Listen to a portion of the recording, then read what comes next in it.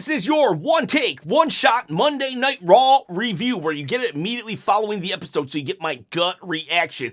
Can't go to sleep and say, you know what, maybe that wasn't as bad as I thought it was. No, I'm going to tell you how bad it was or how good it was right this second after I thank every sicko for watching my AEW Double or Nothing review. I actually left out the Jon Moxley match, and I could kick myself for that. And but you know what? I appreciate you watching and the support that I've gotten from the AEW fan base. I said I would do more content if you supported that video, and you did. So I will look forward to that, please. But we're talking Monday Night Raw first, and we're talking this title also. Roman Reigns is defending this title at Clash in Italy against Jacob Fatu, and they had a contract signing today. They signed the contract for Tribal Combat. Now, I don't really know what Tribal Combat is. Sometimes it's no DQ, sometimes it is DQ.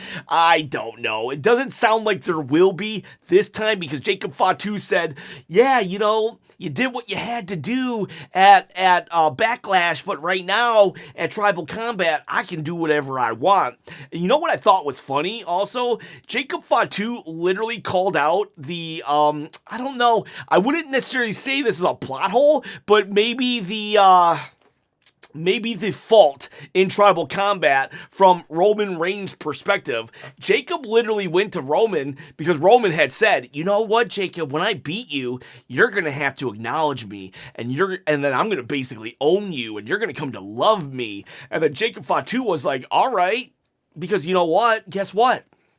If I lose, I still have a job, but if I win, I get everything. So I wish they would have played on this this subject of Jacob has nothing to lose. Jacob has nothing to lose, and Roman, while yes, he can gain Jacob Fatu as his right-hand man now, he still doesn't really, he has way more to lose than he does to gain, and I think Jacob should have really played that up. But for a segment, it was decent. We actually got them having an interview off one another because I guess in Tribal Combat, you're not allowed to touch the other person the moment the contract is signed. So they were able to actually Roman didn't have to worry about three-tongue and death grips, you know. So it was good. You know, they ended with just they went forehead to forehead. It was very it did set the tone of a very traditional family warfare, tribal warfare type of thing. So I didn't mind a very low-key go-home show for their matchup. Maybe it should have happened at the beginning of the show as opposed to the end of the show, but whatever the case may be, I'm looking forward to it. I am interested to see how Jacob falls. Where's Jacob gonna be after this? There's no way he becomes the tribal chief. Could you imagine insane Jacob Fatu as the tribal chief? That'd be kind of funny. I love Jacob. Even this segment, when it first started, it was supposed to be a contract signing, and he's just chucking out chairs and tables outside the ring. Loved it. Cody Rhodes sets up the tables, and Jacob Fatu breaks down the tables. And so, Tribal Chief Jacob would be anarchy. But we're not going to get that. Roman will win it. Has to win it. But it would, I just wonder how Jacob is going to be as the right-hand man. He was a great right-hand man for Solo Sikoa, but I just don't think he ever wants that life again. So we'll find out on Sunday. We will find out in Italy. By the way, it's at 2 p.m. Eastern Standard Time, so make sure you mark your calendars or your clocks or your whatever for that. And then, but yes, it's for this title, and if you want to win this title, you can. All you got to do is comment below. You see, I hold a contest. At 30,000 subscribers, I'm going to give away this belt. To win it, you comment, you subscribe, and you can win. It's not a toy. It's a replica, and you can't win it. The last one was the 20,000 giveaway, and that's going to reach Roman Reigns Acknowledge Me. That's his YouTube name on Thursday, hopefully. Okay, what else happened tonight? We did open the show with Brock Lesnar. He did a pre-package where he basically said, "You know what? You got me. You got me, Obafemi. You shook me to my core. I got beat up, and I'm okay with getting beat up. But you shook me to my core so hard that I retired." But then that didn't sit right with me, and so now I'm coming out of you. This old retired man is going to beat your butt. And Paul Heyman's all looking all smug and like, Oba, you don't know what you just did. But then Oba comes out, and then Paul Heyman's like, oh, Oba, I'm just a lowly advocate. And then Oba, see, this is why I didn't like the open challenge, because here, now that Oba's in a storyline, and I still feel that Brock should have stayed retired, but I'm making the best of it. Here, now that Oba's in a storyline, I'm able to see Oba's personality. He goes to Paul Heyman. He's like, before I just wanted to beat him, now I just want to end him. We got to hear him talk. I would much rather hear Oba have this kind of talk with Paul Heyman than him squashing Tozawa or something like that, you know? And he tells Paul, I'm not going to hurt you. I need you to tell the tale of me destroying Brock and stuff like that. So Oba looked really good. Oba looked really good in this segment, and so did Brock Lesnar. Both people looked really strong, not afraid of the other person. Paul Heyman looked really afraid, but he's a sniveling coward, and he should look afraid. However, I will say, and this might be nitpicking, but this demonstrated more so Braun Breaker, like, he's just so not a big deal. Paul Heyman is Braun Breaker's manager. Why wouldn't Braun Breaker come out to help Paul Heyman when Obafemi is bullying him? Obafemi is pretty much intimidating the crap out of him, backed him in a corner, signed a contract on him. Where's Braun Breaker?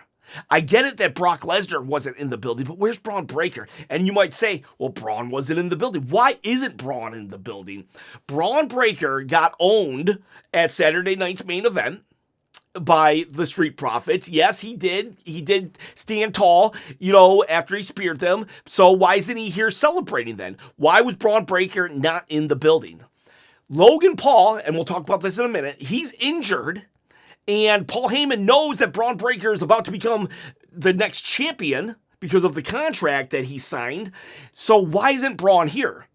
It just the further disintegration to me of Braun Breaker, and just if Braun Breaker was a ball and I'm Triple H, whoop, I just dropped the Braun Breaker ball. Like, I loved Braun Breaker. I loved that guy so much. I was just like, I just want to hear him do Steiner math all the time. He was just so good, so intense, so ready to be champion. And then, like, the moment he joined the Vision last year, complete dropping of the ball. And it continues to this day. It's so subtle now that people don't even pick up on it. Braun Breaker should have been here to either A, defend Paul Heyman, or B, just to be part of the Vision. Like, Austin Theory is now the muscle of the Vision. When you have Braun Breaker, give me a break. But anyway, So that said, Logan Paul is injured. He got injured at Saturday's main event. Love him or hate him, we shouldn't wish injury upon anyone. But I mean, like, holy cow, the Vision is such a cursed faction. Seth Rollins fakes an injury. Never fake an injury again, people, because that faked injury brought upon the curse from the wrestling gods. The wrestling gods said, oh, you want to fake an injury? Because then Seth Rollins, he gets his shoulder injury, has to get surgery. Braun Breaker, maybe he's going to main event WrestleMania, hernia, surgery. Bronson Reed, let's get him in the Elimination Chamber. He hurts himself. Injury. And now Logan Paul, who was replacing Seth Rollins for War Games because Seth got injured. Four members. The first 4 members of the Vision have been injured, sidelined. There have only been 5 active wrestlers in the Vision, all right? Paul Heyman's going to blow out his quads when he steps in the ring next. Be careful. Austin Theory is showing, though, some prominence. He's actually showing some character. This has actually helped Austin Theory to get a little bit of a spotlight and to show some teeth. He attacks Joe Hendry because he feels that song, the Let's Fire Logan Paul or whatever it is, that he feels that got into Logan Paul's head. So he attacks Joe Hendry, and then later he'll attack Angelo Dawkins. And he will look, I'll say Austin Theory has looked the best he has in years tonight. So, like, at least there's that. There's a silver lining, I guess. But again, I wouldn't wish injury upon anyone. And right after the opening segment of Oba, though, and Brock and Paul Heyman, we had a really good match between Penta and Javon Evans. Although there was a really, really scary spot where Javon Evans went for like a suicide dive. I think Penta was supposed to kind of throw him over onto the table, but he basically hit the corner of the table. I was like, my back hurts. I'm not going to be able to walk tomorrow. I'm going to wake up hurt from watching what happened to Javon Evans. Please be careful, people. And but then we went and had a really good match. Javon will lose, and Penta goes to shake his hand, and Javon's like, nah, no, forget it, and he walks away.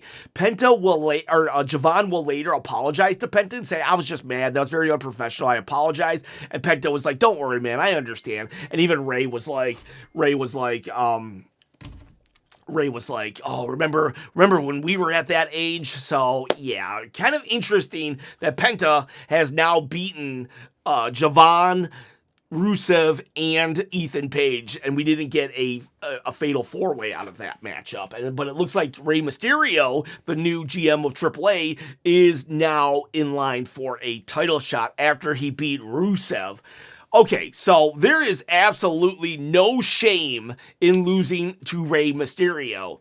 But I will say the fact that Rusev has not won a match in quite a while, it's a shame that he had to lose, but no shame in who he lost to, if that makes sense. But it's what I didn't like, though, is that after Rusev lost, he starts beating up Ray, right? And it's like, okay, well, maybe he can get his heat back at least. But then no, then Dragon Lee came out and owned Rusev. Ethan Page was there too, and I'm loving Ethan Page and Rusev together. Ethan Page is he even said one time on commentary, oh yeah, we're like family. I love this guy. And it was it's just so hilarious that Ethan Page is trying to get Rusev to be on his side. Loving that pairing. But at the end of the day, they should have at least let Rusev and Ethan Page beat up Rey Mysterio. But no. At one point, Corey Graves literally says they're humiliating Rusev, and kind of they are. Again, no shade in losing to Rey Mysterio, but at least let them beat him up afterwards. You get what I'm saying? So Rusev, I feel sorry for that guy. He's kind of in the Aleister Black, Malachi Black situation. If he gets cut from WWE, he doesn't really have anywhere to go in regards to the big leagues, unless he goes to TNA, which is an option. But yeah, so I did not like how they handled Rusev today. What else did we have? Bayley and Lyra beat the Judgment Day. So, I love Liv Morgan. I really do. I think she is great.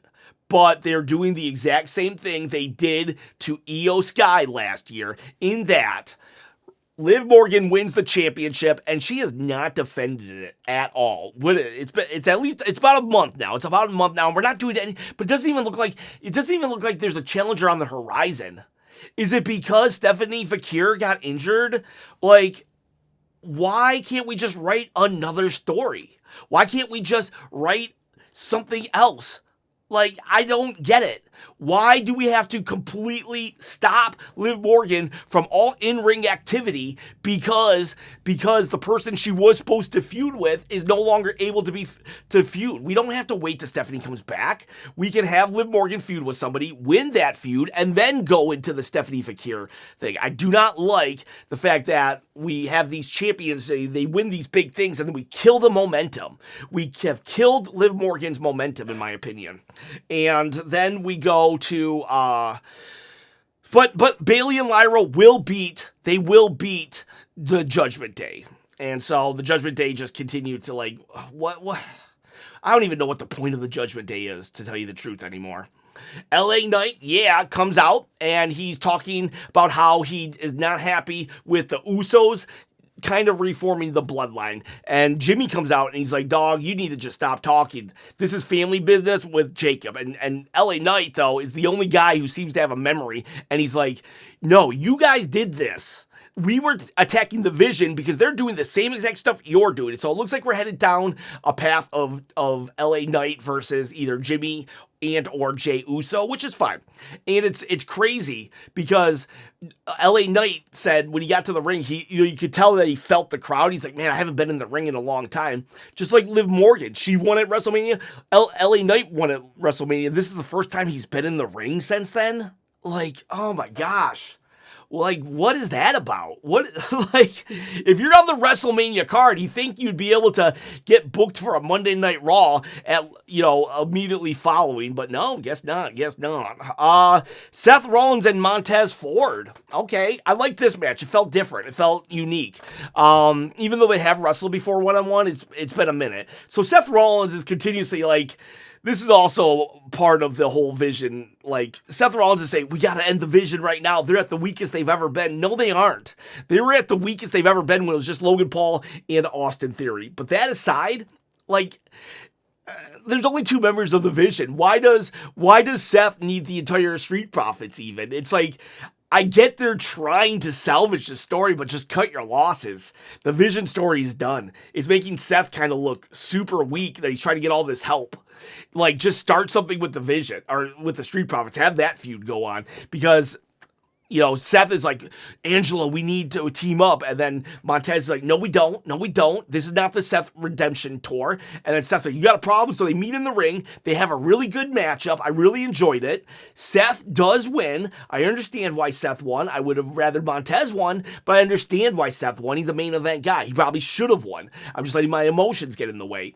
But once the match is over, both men are tired, and then Austin Theory comes out and he's beating Angelo Dawkins. And because those two were so tired, they weren't able to help Angelo Dawkins. And then later we see Angelo Dawkins in the infirmary, and so that's when Montez is like, all right, you're right. Our beef kind of got my partner hurt, so let's do this. So now Seth has some allies. But it's like he doesn't even need allies. The Vision is like, they're barely a thing. Becky also cut a really good promo today about Sol Ruca. Sol Ruca might be injured too, which really sucks. I hope she's okay. They're still advertising the match at Clash in Italy, so hopefully it was just like, I don't know, a very small, very teeny injury. And they also paid off Maxine Dupree. Austin Theory walked by Alpha Academy and Maxine, and they were like, Maxine told the Alpha Academy to just calm down. He's just really stressed out. So it looks like we're actually going to bring Maxine Dupree into the Vision. Be careful, Maxine. Don't trip. You might break a leg. So that was Raw. That was basically, we end with the Tribal Chief segment. I just talked about it in the beginning. It didn't feel like urgent, but at the same time, it did have a good pace to it. The Judgment Day Lyra Bailey match I could have done without, to tell you the truth, but for the most part, maybe if you cut that in half and then give it another match to somebody, but Penta and Javon, Montez Ford and Seth, and even Rusev and Ray was pretty good, so I enjoyed tonight's Raw. I'm going to give it a 7.8. 1, 2, 3, 4, 5, 6, 7 chops on the chop-o-meter. 0.8. 1, 2, 3, 4, 5, 6, 7, 8. All right, so there you go. If you want to check out another review and hot takes, go check out my AEW content. See if you like it. Right now, see, guys and gals, like, it's easy to complain about WWE, but we do have an alternative. And I'm not saying that this is an AEW channel now, but I am saying that maybe we should check out the alternative and see, because that's how 1995 WWE changed into the golden attitude era, because people left to go check out WCW because the WWE product had gotten so bad. So maybe it's time to show TKO that we mean business again, and just check out what Tony Khan is doing over there on the other channel. So there is a video up there about the review I did. Go check it out. See ya. Bye.